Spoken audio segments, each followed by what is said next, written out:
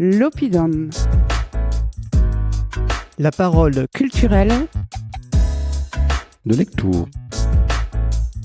Bonjour à tous, nouvel épisode de l'Oppidum, la parole culturelle de Lectoure. Et aujourd'hui nous allons parler d'histoire, mais surtout des maintes et maintes vies de Georges Courtès. Bonjour Georges. Bonjour Laurent, merci. Je vous en prie Georges, c'est nous qui vous remercions à l'Oppidum pour une raison très simple, c'est que vous avez énormément œuvré. Et vous œuvrez encore aujourd'hui pour faire la promotion, si je puis m'exprimer ainsi, de Lectoure. Mais Georges, pour celles et ceux, les 2-3 personnes qui ne vous connaissent pas, est-ce que vous pouvez, s'il vous plaît, vous présenter à nos auditrices et auditeurs en quelques mots ? Oui, avec plaisir.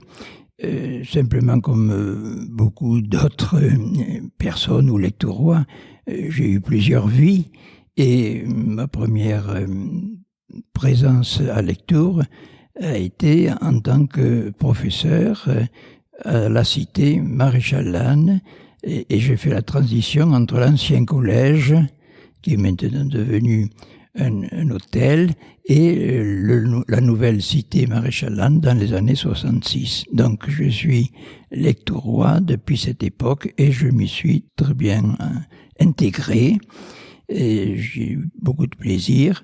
Donc j'ai quitté Lectoure, mais je ne l'ai jamais quitté bien longtemps. Lectoure est toujours dans votre cœur, rassurez-nous. Oui, avec plaisir, oui. C'est vrai que je suis originaire de la région, donc j'avais déjà par mes parents et mes grands-parents une connaissance de Lectoure, parce que la salle des illustres était chez les anciens quelque chose de remarquable. On est bien d'accord. Alors, est-ce que vous pouvez nous parler justement, nous sommes à la mairie de Lectoure, il y a une salle qui est spécialement dédiée au Maréchal-Lannes dont on vient de parler.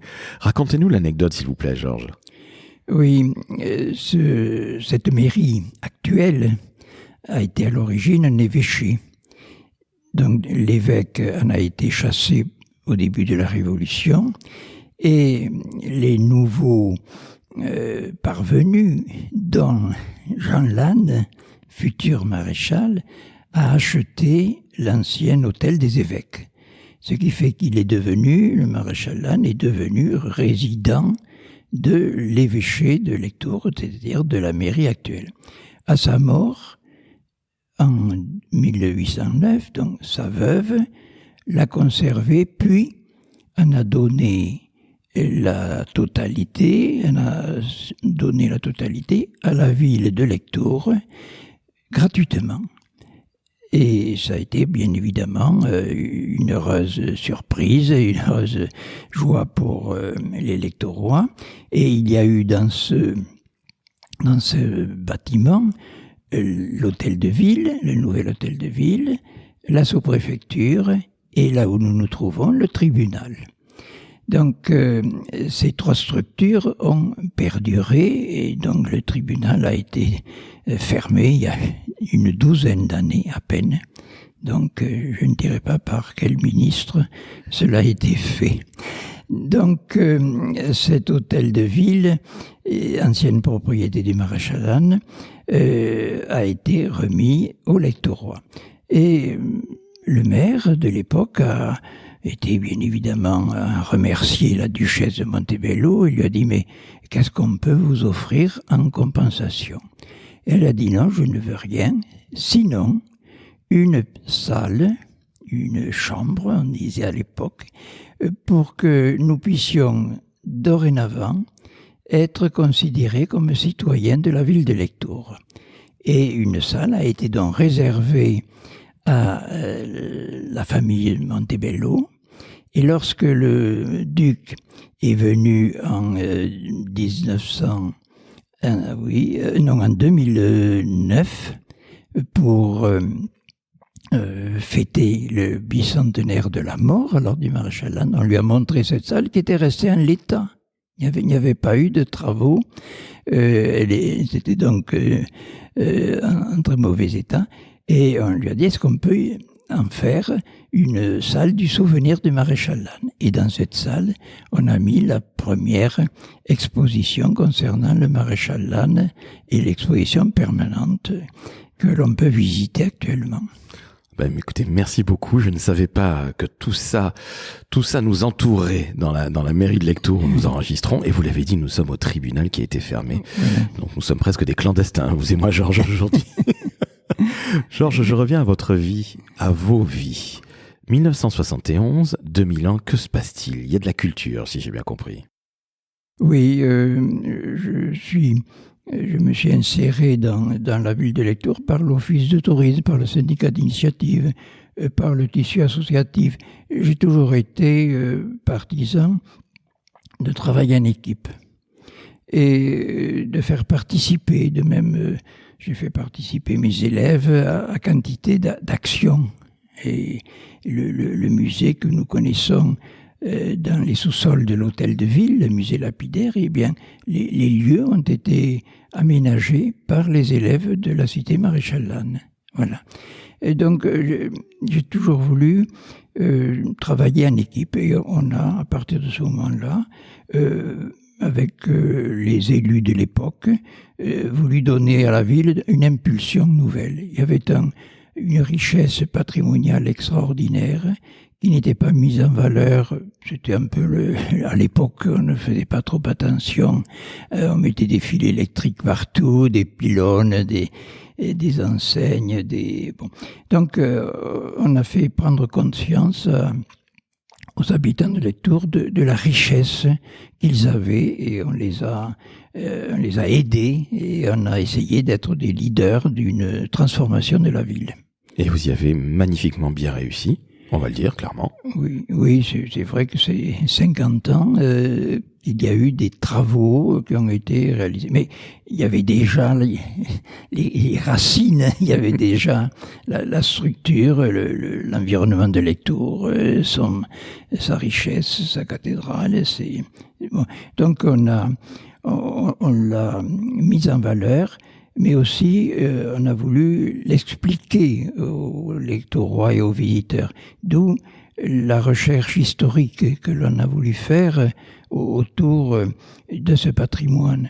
On a publié une histoire de Lectoure en 72, sites et monuments du Lectorois, un Lectoure à la belle époque, enfin, une dizaine de livres sur Lectoure avec des expositions, avec une présentation pour que non seulement les Lectorois puissent être fiers et connaissent leur ville et leur patrimoine, mais aussi pour les visiteurs, pour expliquer notre richesse.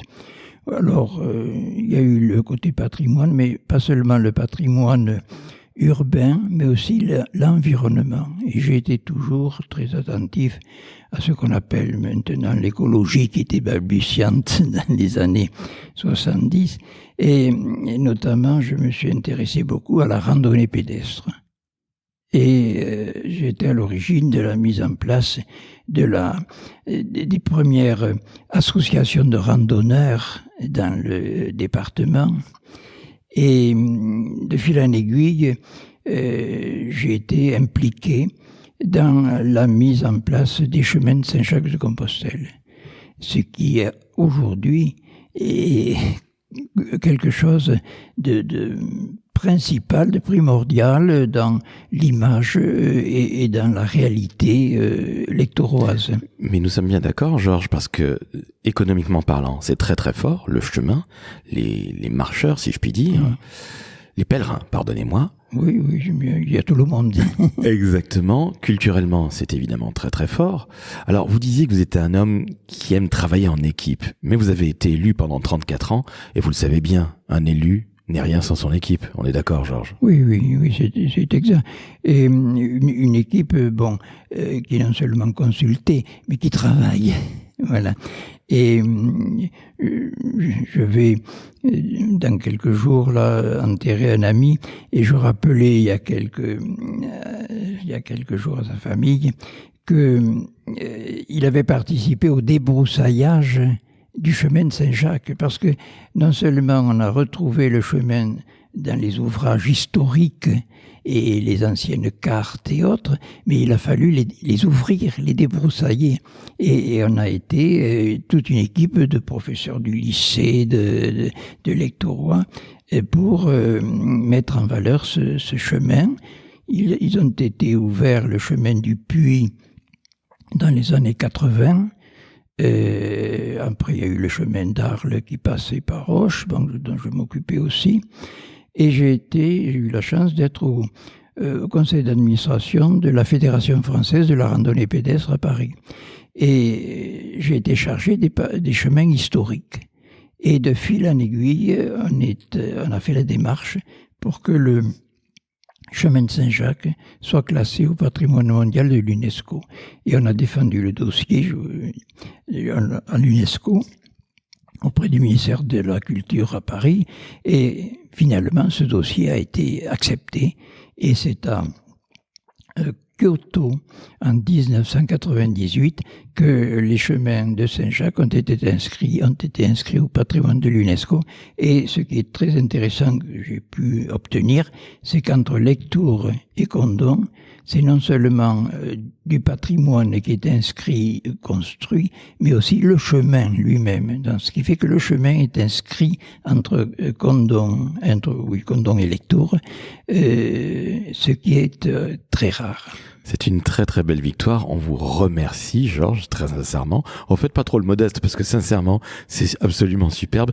Et puis, c'était pas gagné, parce que c'est très compliqué, ce genre de choses-là. Oui, quand on a l'administration...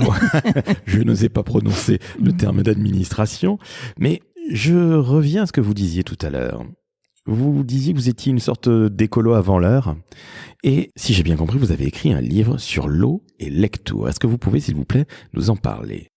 Oui, là aussi, j'ai écrit quelques lignes, mais en réalité, nous sommes une quinzaine de personnes à y avoir participé. Toujours le collectif. Et c'est vrai que j'ai été président d'associations culturelles et notamment de la Société archéologique du Gers, qui avait pas loin d'1 millier d'adhérents dans les années 90. Et cette société publie des ouvrages, des bulletins. Et c'est dans ce cadre-là que j'ai travaillé donc sur le département, sur l'histoire du département, mais aussi sur le petit patrimoine.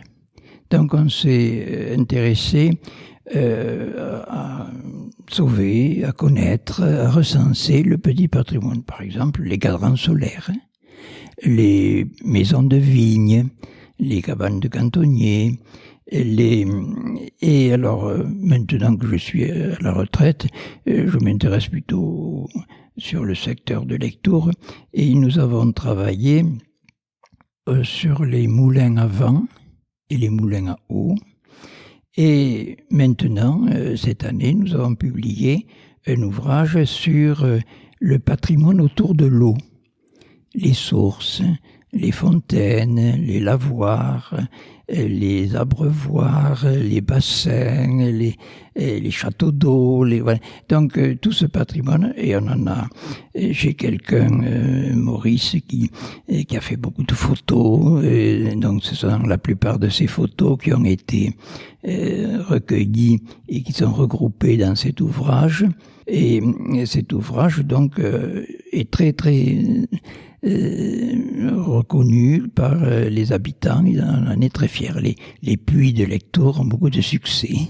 Mais ça se comprend d'autant mieux que, vous le savez, avec toutes les grosses chaleurs qui vont nous tomber sur le coin de la figure, dans les années à venir, ça a déjà commencé, l'eau va devenir de plus en plus rare. Oui, c'est un peu une des raisons de notre action autour de ce petit patrimoine. C'est non seulement pour le conserver, mais pour le conserver utilement. Et dans les revendications des uns et des autres, qui sont nombreuses vis-à-vis de l'écologie, il y a le problème de l'eau. Vous savez comment notre eau est falsifiée actuellement et pose problème. Il y a la qualité, mais aussi il y a la quantité. Et autrefois, on avait des réserves. On faisait non pas des grands bassins, mais des mares. Vous voyez, des viviers, des clottes. Donc, et on voudrait que les habitants fassent ce même démarche et leur propre réserve d'eau pour ne pas puiser dans l'eau collective qui va manquer. Nous sommes bien d'accord, ça va être véritablement un problème dans les années à venir, et je crois que plus on va faire de la pédagogie et de l'éducation, comme vous savez si bien le faire, vous qui avez été professeur d'histoire, je crois que ça ne peut être vraiment qu'un ouvrage de référence, encore une fois, je le soulignais, avec la force du collectif qui vous sied à ravir. Georges, j'ai deux dernières questions. La première question, comment êtes-vous tombé dans la marmite de l'histoire ? Vous étiez prof d'histoire, l'histoire vous l'adorez. Ça vous vient d'où ce virus, si je puis dire ? Un peu familialement, parce que mes parents et mes grands-parents étaient intéressés par le local, par les questions locales, par non seulement les relations humaines, mais le passé de chaque humain. Vous voyez, donc, il y a eu ce côté. Le fait que je n'ai pas pu faire autre chose. J'étais destiné à ça. Je n'étais pas fort en maths, comme on dit. Mais c'est vrai que j'ai été intéressé vraiment par la recherche historique, la lecture des registres de catholicité, des cadastres, voilà. Et j'ai fait donc l'université à Toulouse et de fil en aiguille, je suis entré dans ce domaine qui est insondable. Ma dernière question, Georges, elle est loin d'être facile. Si je vous dis Lectoure, qu'est-ce que vous me répondez du tac au tac ? Lectoure, ce n'est pas un village. C'est une cité, c'est un bourg.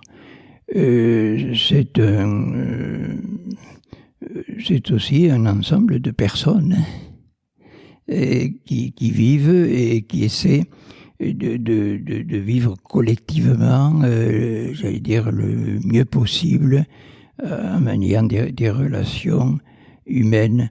Et c'est vrai que le cadre aide à ces relations de beaux paysages, une ville rangée, si on peut dire, sur le plan esthétique. Ça aide à un comportement qui n'est pas celui d'un voyou ou d'un déraciné. Donc, pour moi, Lectoure, c'est tout cet ensemble. Eh bien, merci à vous, Georges. C'était absolument passionnant. On a voyagé dans vos très nombreuses vies. C'était absolument sensationnel. Et chères auditrices, chers auditeurs, s'il vous plaît, soutenez le podcast en notant 5 étoiles sur Apple et sur Spotify. Abonnez-vous au podcast L'Oppidum, la parole culturelle de Lectoure. Et Georges, s'il vous plaît, merci à vous. C'était génial. Merci Laurent. Et je ne dis pas à bientôt, mais enfin, à la prochaine. Avec très très grand plaisir. À très vite pour un nouvel épisode de L'Oppidum, la parole culturelle de Lectoure.